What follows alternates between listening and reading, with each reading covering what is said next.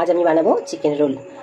আসসালামু আলাইকুম, আমি নার্গিস চলে এসেছি আমার কিচেনে। আজ আমি বানাবো চিকেন রোল। তো তার জন্য আমি চিকেনটাকে প্রথমে ম্যারিনেট করে নেব।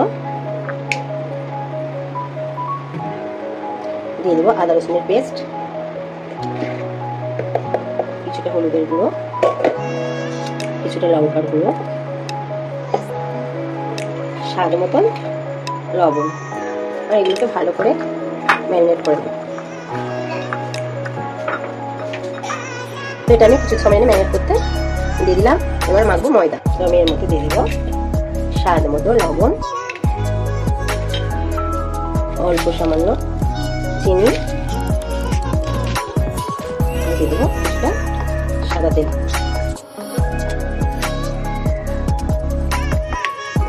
তো এটাকে আমি ভালো করে হাত থেকে মাখিয়ে নেব। তো এটাকে একটু করে জল দিয়ে মেখে নিতে হবে।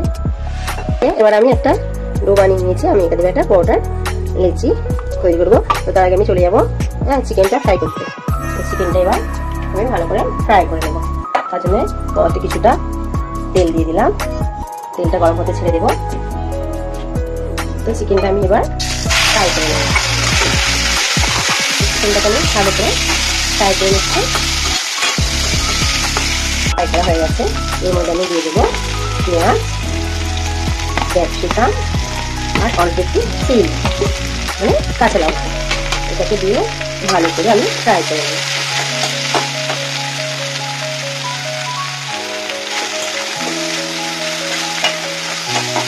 এটা দেখি একেবারে রেস্টুরেন্টের মতো আমার চিকেন রোল হয়। চিকেনটা আমার রেডি হয়ে গেছে। এবার আমি রোলের পরোটাটা করবো। তো আমি রোলের পরোটাটা এবার ভালো করে বেলে নেব। পরোটাটা ভালো করে ফ্রাই করে নেব। তার জন্য কড়াইতে একটু তেল দিয়ে দিলাম। তেলটা গরম হতে ছেড়ে দেবো। তো আমি পরোটাটাকে এবার ফ্রাই করে নেব। পরোটাটাকে ফ্রাই করে নেব। তো আমি এবার পরোটা আর এক পিঠ উল্টে দেব। এর মধ্যে আমি নেব একটা ডিম।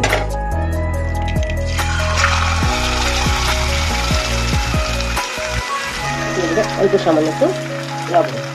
তারপরে দিয়ে দেবো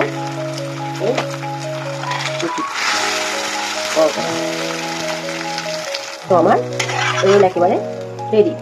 তো আমার এগ চিকেন রোল রেডি। এবার একটু মধ্যে লেবু দিয়ে দিলাম, দিয়ে আর একটু টমেটো কেচাপ দিয়ে দিলাম, দিয়ে এবার রোল করে নিলাম। দেখুন আমার একেবারে দোকান স্টাইলের চিকেন রোল একেবারে রেডি।